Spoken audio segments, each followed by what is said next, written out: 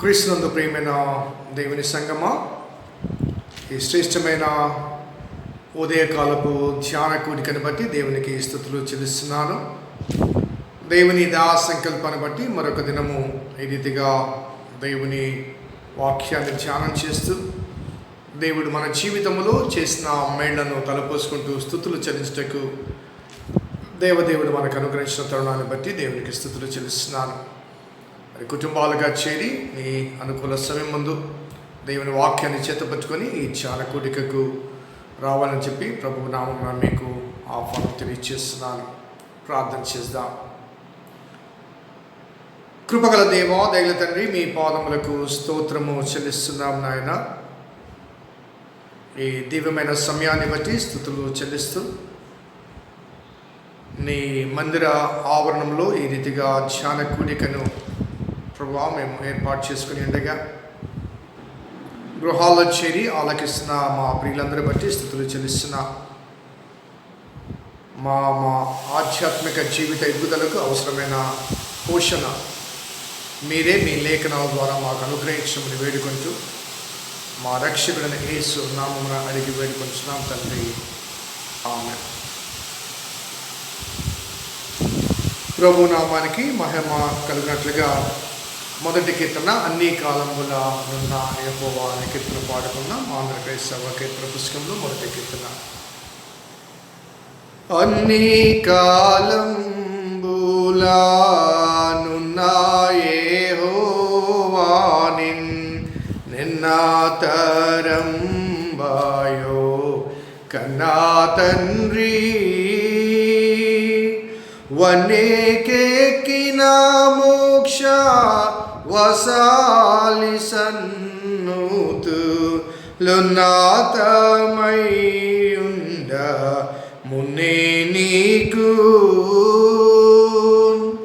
నిన్ను ప్రకటన సేయా నిఖిలాలోకములను బన్నుగా చేసిన బలురావివే ఉన్నాలోకంబుల నుడుగాక కరుణాసం పన్నాతతో నేలు ప్రభుడావివే అన్ని జీవుల నెరిగి ఆహారమిచ్చుచు నున్న సర్వజ్ఞం దవు నీవే ఎన్నా సఖ్యముగాక ఉన్న లక్షణమూల సన్నుతించుటకు నే చాలుదునా పుట్టింపాని వంచు పోషింపాని వంచు గిట్టింప నీ వంచు కీర్తింతును వటి పనికి మాలి నటి మానవులాచే పటి రక్షింపబా జుండవంచు దత్తమైన కృపను దరిచేర్చనాకిచ్చి పట్టై నీలచియుండు ప్రభుడావంచు గటాడా చేకాడా ముట్టుదను కనా పట్టుకోలది నిన్ను ప్రస్తుతింతు కారుణ్యానిధి నీవు కఠినాత్ముడను నేను భూరి శుద్ధుడావివు పాపి నేను సారాభాగ్యుడావివు జగతిలో నా కన్నా దారిద్రుడే లేడు తరచి చూడా సారా సద్గుణమూల సంపన్నుడవు నీవు ఘోర దుర్గుణాసం చారి నేను ఏ రీతి స్తుతింతు ఏ రీతి సేవింతు నేరామెన్నక బ్రోవా నిరనమ్మితి అన్ని కాలంబులా నున్నాయేహోవాని నిన్నా తరంబాయో కన్నా తండ్రి.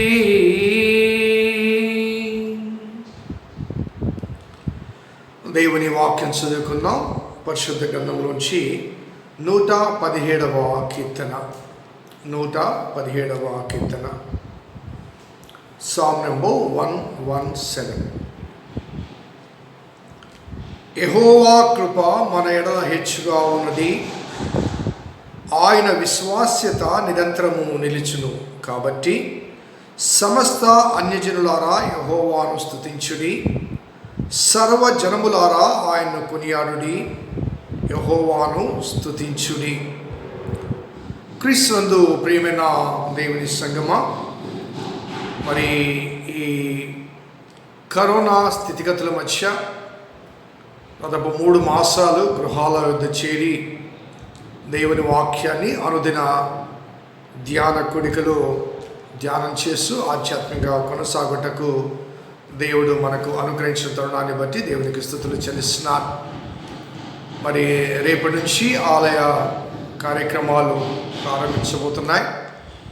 మరి రేపు శనివారం నాడు ఉదయం 10 గంటల నుంచి 12 గంటల వరకు మరి విజ్ఞాపన ప్రార్థన, ప్రత్యేకించి మరి ఈ 3 మాసాల కాలంలో దేవుడు మనల్ని మరి ఎటువంటి సమస్య లేకుండా కాపాడినందుకు, అనగా ప్రత్యేకించి మరి కరోనా సమస్య మన చుట్టూ ఉండగా దేవుడు తన ప్రజలను కంచె వేసి కాపాడేందుకు దేవునికి స్తుతులు చెల్లించాలి. అదే రీతిగా ఈ 3 మాసాలు ఆలయానికి దూరంగా ఉన్నప్పటికీ ఆధ్యాత్మిక పోషణలో అనుదినము దేవుడు మనల్ని ఆనందింపచేశాడు, సంతృప్తిపరిచాడు. కాబట్టి దేవునికి స్తుతులు చెల్లించాలి. అదే రీతిగా ఈ సమస్యలో కొంతమంది మన ప్రియులు ప్రమాదకరమైన బలహీనత కలిగినప్పుడు మరి ఆయా ఆపరేషన్స్ ద్వారా కానీ ట్రీట్మెంట్స్ ద్వారా కానీ స్వస్థపరచబడ్డారు. కాబట్టి దాన్ని బట్టి దేవునికి స్తుతులు చెల్లించాలి. ఎందుకంటే దేవుడు మన ప్రార్థన ఆలకించువాడని మరి మరొకసారి రుజువు చేశారు. కాబట్టి దేవునికి స్తుతులు చెల్లించాలి. ఎందుకంటే ప్రాణాపాయ స్థితిగతుల మధ్య ఉండగా మరి దేవుడు మన ప్రియులను కొంతమందిని మరి చేయి పట్టుకుని లేవనెత్తాడు. అటువంటి అద్భుతమైన అనుభవాలు ఈ 3 మాసాల్లో మన జీవితాల్లో అనుగ్రహించాడు. మనకు మాత్రమే కాదు, దేవుడు అనేక మంది తన విశ్వాసుల పట్ల తన విశ్వాస్యతను వ్యక్తపరిచాడు. కాబట్టి దేవునికి స్తుతులు చెల్లించాలి. దాంతోపాటుగా మరి మరునాడు ఆదివారం నుంచి ఆరాధన కార్యక్రమాలు మరి ప్రారంభించబోతున్నాయి. కాబట్టి మరి తగు జాగ్రత్తలు మనము తీసుకోవాలి. మరి ఎటువంటి ఇబ్బందులు మరి కలగకుండా, ఎటువంటి బలహీనతలు కలగకుండా దేవుడు కాపాడినట్లుగా కూడా మనం ప్రార్థన చేయవలసి ఉంటుంది. మరి ఈ క్రమంలో మరి ఈ దినము ఈ ధ్యాన కూడికకు 117వ కీర్తన దేవుడు మరి ఎన్నిక చేసినట్లుగా మనము గమనించవచ్చు. మరి ఈ కీర్తన చాలా చిన్న కీర్తన, అనగా పరిశుద్ధ గ్రంథంలోని అతి చిన్న చాప్టర్ ఏదైనా ఉందంటే ఈ కీర్తన 117వ కీర్తన, అనగా 2 వచనాలు మాత్రమే ఉంటాయి. అలాగే చాలామంది విశ్లేషణ యొక్క భావన బట్టి ఈ కీర్తన మరి బైబిల్ మధ్య భాగంలో ఈ డివైడ్స్ ఇంటూ 2 పార్ట్స్, అనగా మధ్య భాగంలో ఉంది. అనగా ఈ కీర్తనకు ముందు ఎన్ని వచనాలు, ఎన్ని అధ్యాయాలు ఉన్నాయో అదే రీతిగా ఈ కీర్తన తర్వాత కూడా అన్ని ఉన్నాయని విశ్లేషకులు మరి వారు లెక్కించి విశ్లేషించారు. Center part it has taken. So ఈ చిన్న కీర్తన మరి ఆ కీర్తనకారుడు కానీ లేకపోతే ఈ కీర్తనలు విభజించిన వారు కానీ ఈ చిన్ని కీర్తనను సపరేట్గా చేయడానికి గల కారణం ఏంటంటే ఈ కీర్తన చిన్నదైనప్పటికీ కూడా చాలా చాలా విశిష్టమైన భావాన్ని, విశిష్టమైన లక్షణాన్ని, విశిష్టమైన ఆవశ్యకతను తెలియచేస్తుంది. సో ఈ కీర్తనకు ముందున్న కీర్తన 117వ కీర్తనలో ఆఖరి వచనం చూస్తే యెహోవాను స్తుతించుడి. అలాగే ఈ కీర్తనలో చివరి వచనం చూస్తే యెహోవాను స్తుతించుడి. ఆ తర్వాత 118వ కీర్తనలో చివరి మాట గమనిస్తే ఆయనకు కృతజ్ఞతాస్తుతులు చెల్లించుడి. ఈ మాటలు గమనిస్తే the central focus of the Bible is to praise God for what he has done to me and to you. నీ పట్ల నా పట్ల ఆయన ఏమి చేసి ఉన్నాడో దానికి ప్రతిగా దేవుణ్ణి స్తుతించాలి, దేవునికి కృతజ్ఞతాస్తుతులు చెల్లించాలి అనే ఆ వాస్తవాన్ని మరి ఈ వాక్య భాగంలో the middle part of the బైబిల్లో చాలా స్పష్టంగా కనిపిస్తుంది.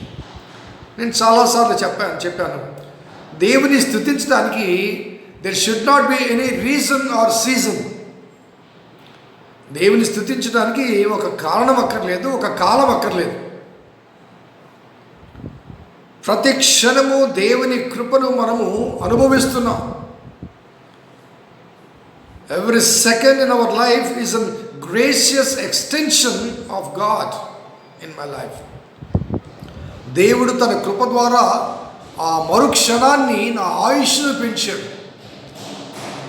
ఆ పెంచబడిన ఆయుష్ కాలంలో ఆ మరుక్షణము కావచ్చు, గడియ కావచ్చు, దినము కావచ్చు, మాసము కావచ్చు, సంవత్సరం కావచ్చు, ఆ పెంచబడిన ఆ ఆయుష్కాల దినములలో దేవుడు తన కృపాక్షేమాన్ని మనకు అనుగ్రహించాడు. సో కాబట్టి ఆయన కృపని బట్టి మనము సజీవుగా జీవించగలుగుతున్నాము, జీవితాన్ని కొనసాగించగలుగుతున్నాము. మన జీవితంలో కానీ జీవనానికి కానీ అవసరమన్నీ అన్నీ కూడా దేవుడు మనకు సమకూర్చి అందించారు. కాబట్టి దేవునికి స్తుతులు చెల్లించాలి. సో చాలాసార్లు మనం ఎదురుబొదురుగా వచ్చినప్పుడు గ్రీట్ చేసుకున్నప్పుడు మరి హలో అని కొంతమంది అంటారు, కొంతమంది గుడ్ మార్నింగ్, గుడ్ ఈవినింగ్ అంటారు, బాగున్నారు అంటారు. చాలామంది ప్రైజ్ లార్డ్ బ్రదర్ అంటారు, లేకపోతే ప్రైజ్ లార్డ్ సిస్టర్ అంటారు. సో ప్రైజ్ లార్డ్ అంటే దేవుని స్తుతించండి. So praise Lord brother, praise Lord sister అనడము మంచిది, కానీ భావయుక్తంగా ఆ పదాన్ని ప్రయోగిస్తే ఇంకా మంచిది. అదొక గ్రీటింగ్గా కాదు, ఎదుటివాడిని పలకరింపు చేసే పలకరింపు కాదు. ఒక వ్యక్తితో నీవు ప్రైజ్ లార్డ్ అనగా దేవుని స్తుతించండి అని చెప్తున్నావు. దేవుని స్తుతించాలి లేకపోతే దేవునికి స్తుతి కలుగును గాక నువ్వు చెబుతున్నావంటే it should have a meaning. ఎందుకంటే I am praising God for what he has done to me and I am asking you to praise God for what he has done to you.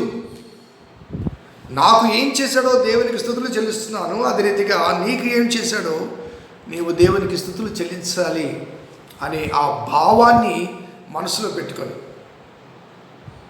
కొన్ని పదాలు మనం అనగా ఈ sorry అనే మాట, లేకపోతే thank you అనే మాట, మరి క్రిస్టియన్స్ అయితే ఈ ప్రైజ్ లార్డ్ అనే మాట, ఇవి చాలా చాలా విరివిగా వాడుతుంటాం. కానీ ఆ మాటల వెనుక భావాన్ని సారీ అని మామూలుగా అంటాం, అదే మాట తెలుగులో చెప్పాలంటే మనకు బాధ. క్షమించండి అని చెప్పడం మనకు కొద్ది ఇబ్బంది కలుగుతుంది. ఎందుకంటే ఆ క్షమించండి అనే ఆ తెలుగులో ఆ పదము కొంత డెప్త్ ఉంటుంది. సారీ అనే మాట వాడుకలో విపరీతంగా వాడబడుతుంది కాబట్టి కొట్టుకుపోతుంది. So we don't mind saying sorry instead of క్షమించండి, ఇలా కొన్ని పదాలు. సో ఈ వాక్య భాగాన్ని మనం గమనిస్తే యెహోవా కృప మన ఎడల హెచ్చుగా ఉన్నది, ఆయన విశ్వాస్యత నిరంతరము నిలుచును, కాబట్టి సమస్త అన్యజనులారా యెహోవాను స్తుతించుడి, సర్వజనములారా ఆయన కొనియాడి యెహోవాను స్తుతించుడి. సింపుల్. సో ఎవరికి ఈ కీర్తన అడ్రస్ చేయబడిందంటే సమస్త అన్యజనులారా, సర్వజనులారా ఆయన కొనియాడుడి, ఆయన స్తుతించుడి. So it is something like an invitation to all the nations. Irrespective of their race and nation. ఇశ్రాయేలు జనాంగ జీవితంలో ఈ కీర్తన చాలా ప్రధానంగా కనిపించినప్పటికీ ఈ కీర్తన ఎవరిని ఉద్దేశించిందంటే, మేము మాత్రమే కాదు, సమస్త జనులారా మీరు కూడా మాతో కలిసి దేవుని కీర్తించండి, కొనియాడండి. So an invitation was extended to all the nation to praise God. ఎందుకంటే దేవుడు అందరికీ దేవుడు. ఆయన కృప అందరి మీద సమానముగా వర్షించబడుతుంది. ఈ రీతిగా మరి ఈ శీతాకాలము చలి కానీ, లేకపోతే వర్షాకాలము వర్షము కానీ, మరి ఎండాకాలం ఉష్ణోగ్రత కానీ సమస్త మానవాళి మీద సమానముగా ఉంటుందో, అదే రీతిగా దేవుని కృప సమస్త మానవాళి మీద సమానముగా ఉంటుంది. ఆయన పక్షపాతి కాదు. ఎందుకంటే సమస్త మానవాళిని ఆయన సృజించాడు. ఆయన సృజించిన సృష్టిలో నుంచి ఈ జాతులు వేరు చేయబడ్డాయి. అబ్రహాము సంతానాన్ని ఏర్పరచబడ్డ జనాంగంగా ఎందుకు ఏర్పాటు చేసుకున్నాడంటే, నీ యందు అనేక జనాంగములు దీవించబడాలి అంటాడు అబ్రహాము, ఆదికాండం 12వ అధ్యాయం. So the very purpose of calling Abraham is to make him an idol for the blessing to many nations. ఒక మాదిరికరమైన వ్యక్తిగా, ఒక మాదిరికరమైన జనాంగముగా ప్రపంచానికి దేవుని యొక్క శక్తిని ప్రదర్శించి, దేవుని ఆశ్రయించిన ప్రజల పట్ల దేవుని కృప ఏ రీతిగా ఉంటుందో బయలుపరచడానికి ఒక ప్రొజెక్షన్ కోసం ఒక రేస్ని ఎన్నుకున్నాడు దేవుడు. That doesn't mean God is confined to a particular race. ఒక నిర్దిష్టమైన జనాంగానికి మాత్రమే సంబంధించిన వాడైతే ప్రతి జనాంగానికి ఒక్కొక్కరు వారి వారి దేవుళ్ళని పెట్టుకుంటారు అంతే. ఈ దేవుడు ఈ జనాంగాన్ని కాపాడితే వాళ్ళ దేవుడు వాళ్ళ జనాంగాన్ని అలాగా ఆ రీతిగా భావిస్తే మనము కానీ ఇశ్రాయేలు జనాంగం కానీ ఆ రీతిగా భావిస్తే there should be gods for every race, every nation, every situation. కానీ మన దేవుడు అలా కాదండి. Is the only God, is only God, one God. సమస్త సృష్టికి ఆయనే దేవుడు. కాబట్టి సమస్త అన్యజనులారా దేవుణ్ణి స్తుతించండి అనే ఈ భావన ఇశ్రాయేలు జనాంగంలోంచి రావడం నిజంగా ఆశ్చర్యం కలిగిస్తుంది. ఎందుకంటే ఇశ్రాయేలు జనాంగము వారి మనసుల్లో, వారి ఆలోచనలో, వారి మత విధానంలో స్పష్టంగా రూఢిగా ఉన్న భావన ఏంటంటే, మా దేవుడు మాకు మాత్రమే దేవుడు, మమ్మల్ని కాపాడువాడు, ఎదుటి వాడిని శిక్షించువాడు.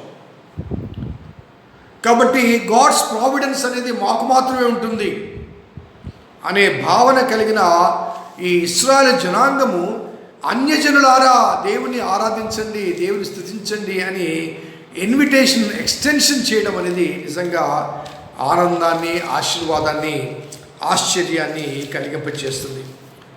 రోమీలకు రాయబడ్డ పత్రిక 15వ అధ్యాయంలో పౌలు భక్తుడు ఆయన ఒక వాక్యాన్ని రాస్తాడు.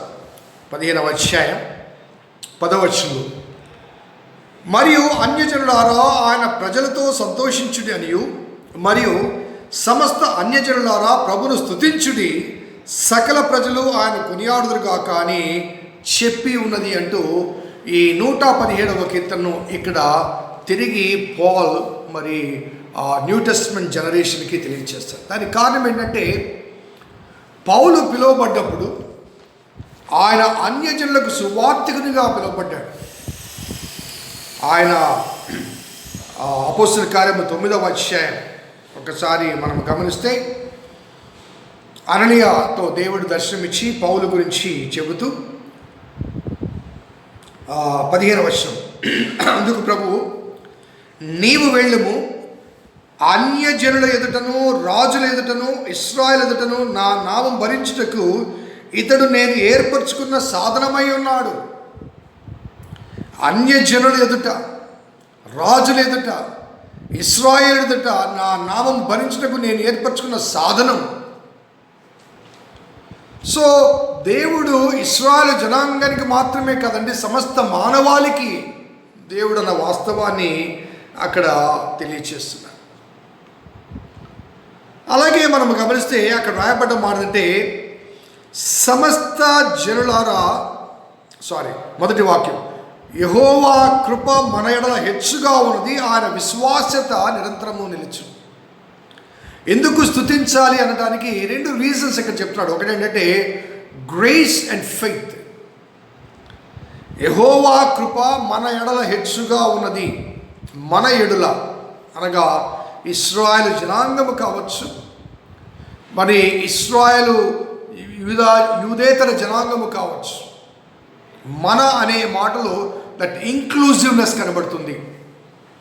ఇశ్రాయేలు జనాంగముతో పాటుగా తాను చుట్టూ ఉన్నటువంటి సర్వ జనాంగాన్ని ఉద్దేశించి మాట చెప్తూ మన ఎడల యెహోవా కృప హెచ్చుగా ఉన్నది, ఆయన విశ్వాస్యత నిరంతరము నిలుచును. అనగా విశ్వాస్యత అనే మాట ఈ వాక్య భాగంలో, ఈ కాంటెక్స్ట్లో ద రెస్పాన్స్ ఆఫ్ గాడ్, అది ఎటర్నల్. ఆయన కృప అధికముగా ఉంది.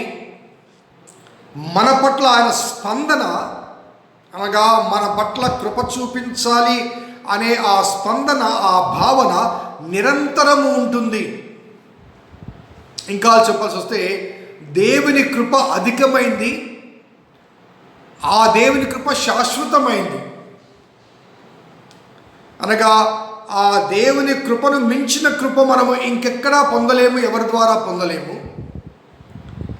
అలాగే ఆ పొందిన కృప కేవలము తాత్కాలిక ఉపశమనాన్ని, ఒక సీజన్కి లేకపోతే ఒక ఈవెంట్కి సంబంధించింది కాదు.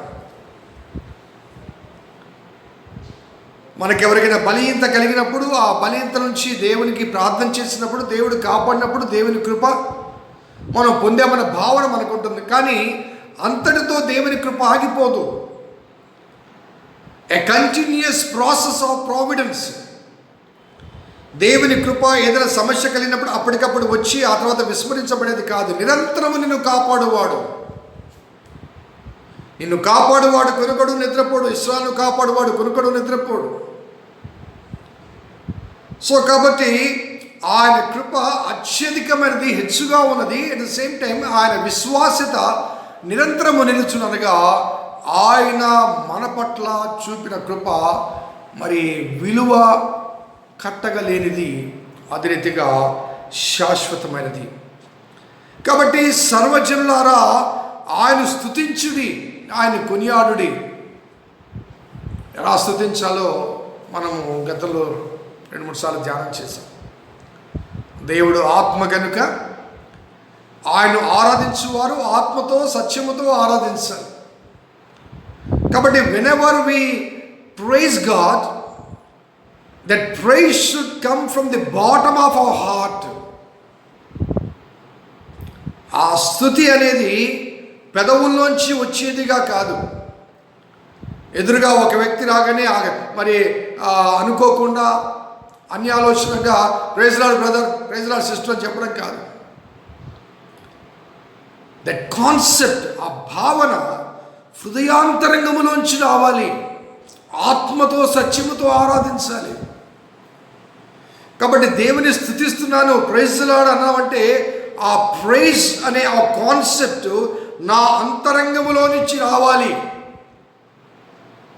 నా జీవితంలో దేవుడు ఏమి చేశాడో ఆ మేళ్లను తలపోచుడు, ఇంత గొప్ప కార్యం చేశాడు, ఇంత అద్భుతాన్ని దేవుడు చేశాడు, ఆయన కృప నా పట్ల హెచ్చుగా ఉంది, ఆయన నిరంతరం నిలుస్తుంది అనగా నిరంతరము కాపాడబడే కృపలో నేనున్నాను. కాబట్టి ప్రభువా నీకు స్తుతులు చెల్లిస్తాను.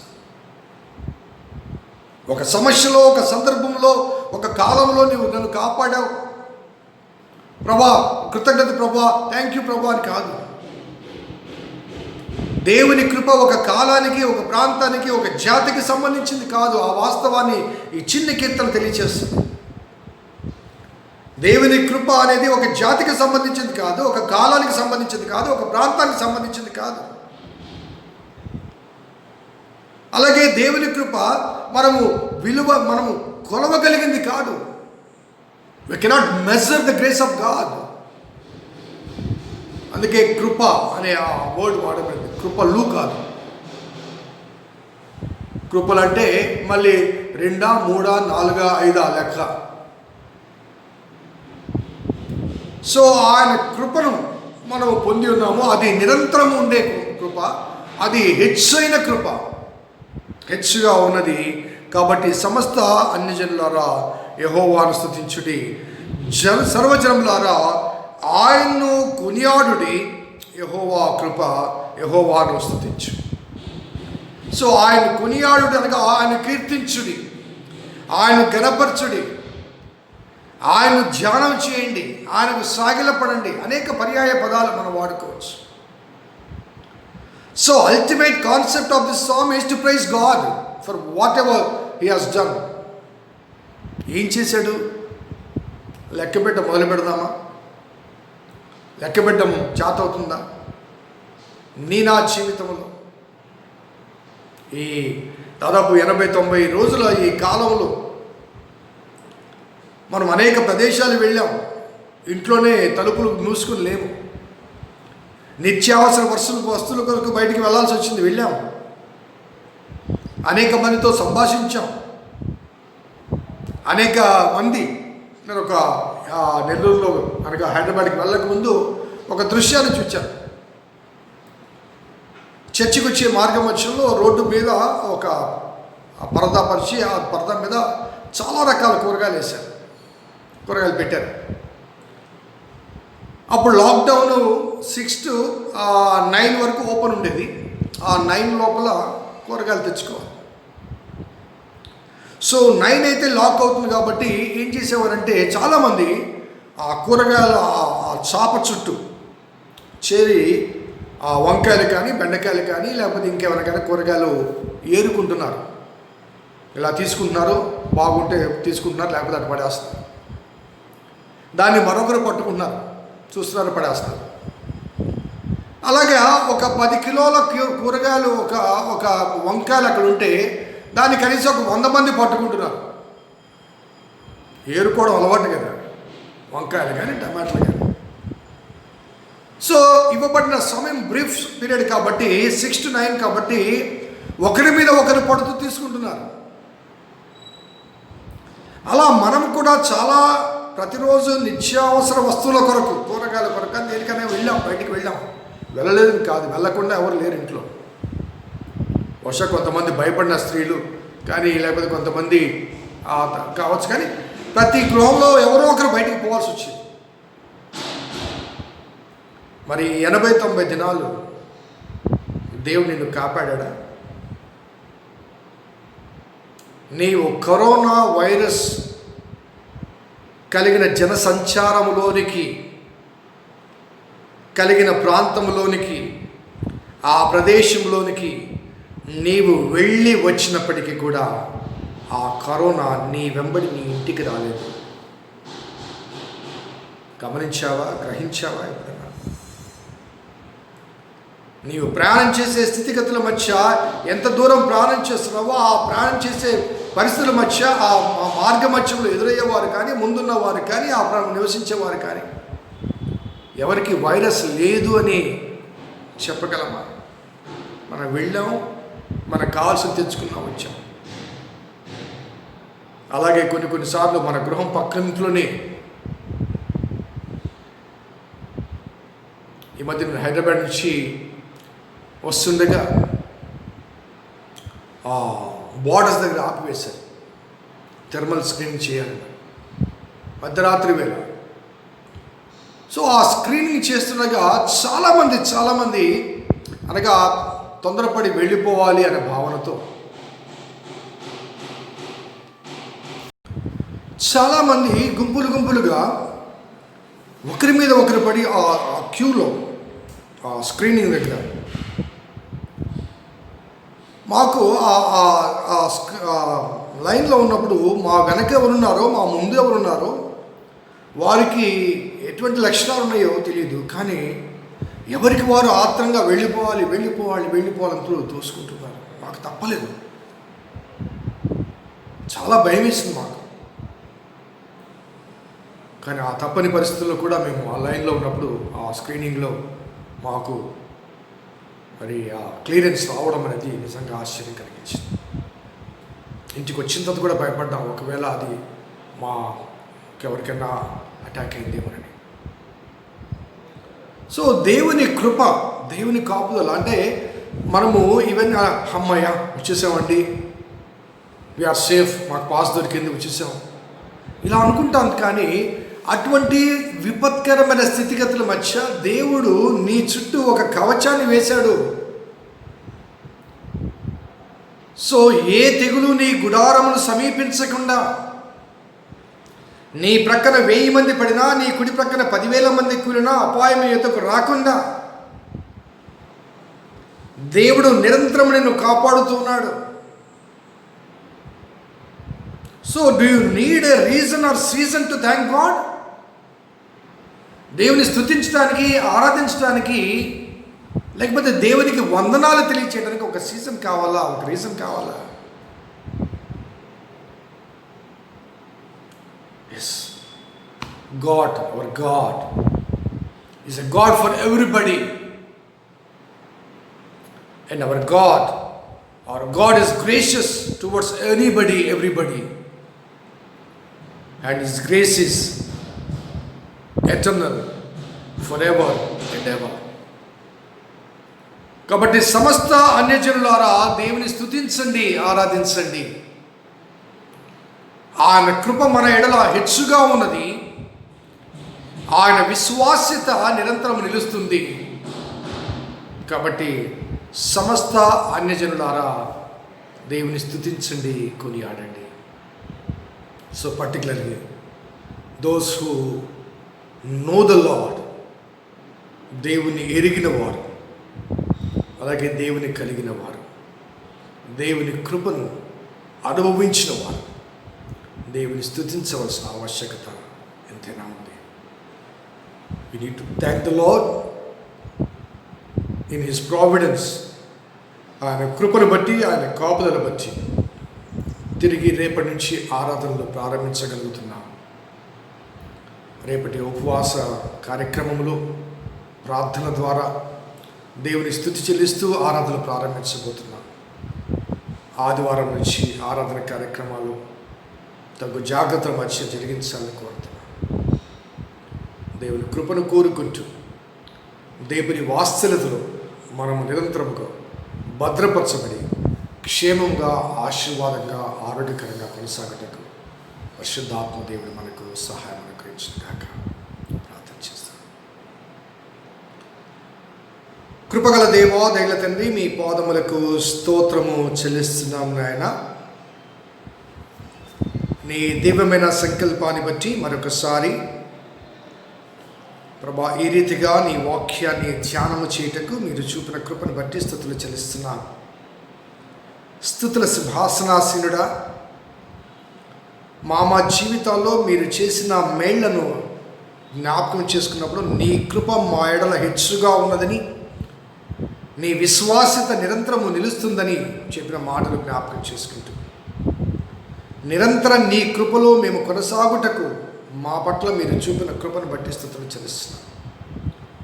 ప్రత్యేకించి ఈ కరోనా వ్యాధి ప్రారంభించబడిన క్షణం నుంచి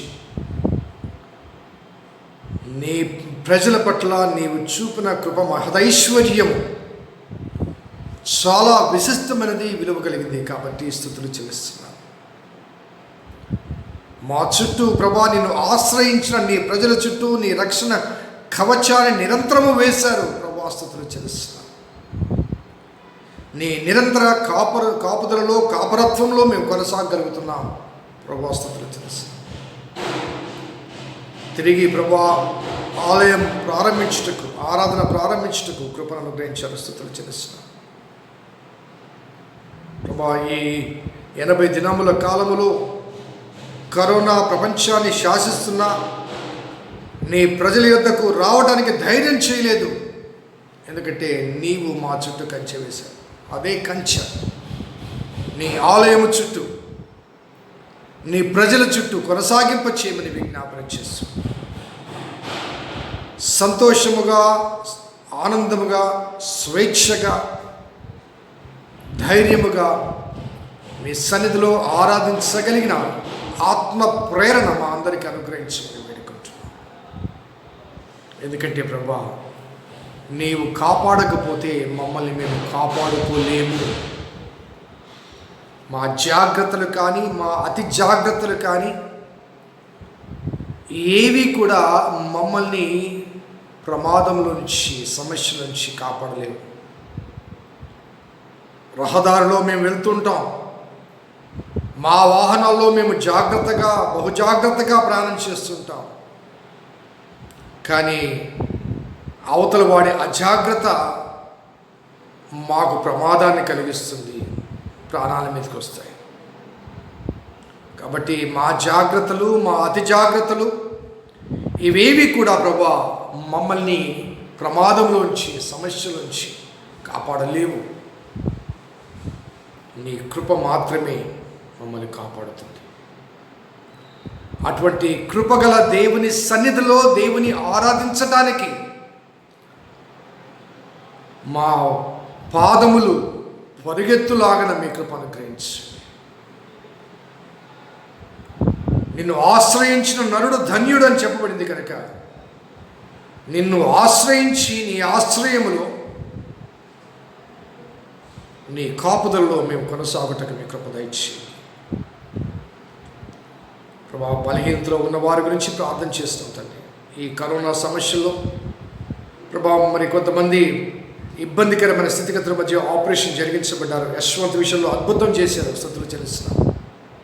ప్రసన్న ఆపరేషన్ విషయంలో మీరు కృప చూపించారు. రవి తల్లి ఆపరేషన్ విషయంలో మీరు కృప చూపించారు. చంద్రపాల్ గారి ఆపరేషన్ విషయంలో మీరు కృప చూపించారు. ప్రభా, వీరందరూ ప్రభా తప్పని పరిస్థితుల్లో ఆపరేషన్ కొరకు వెళ్లాల్సి వచ్చింది, కానీ మీరు తోడుగా ఉండి కాపాడారు. అదే రీతిగా మరి కొన్ని ఇబ్బందికరమైన అనారోగ్యతలో ఉన్నవారు, మరి రూతమ్మ విషయంలో, డాక్టర్ రాజ్ కుమార్ విషయంలో, ప్రభా మరి శకుంతలమ్మ విషయంలో మీరు కృప చూపించారు, స్వస్థత చేకూర్చారు. ప్రమీల గారి కుమారుడు ఇంకా కొంత కోలుకోవాలనైనా ప్రార్థన చేస్తున్నాం.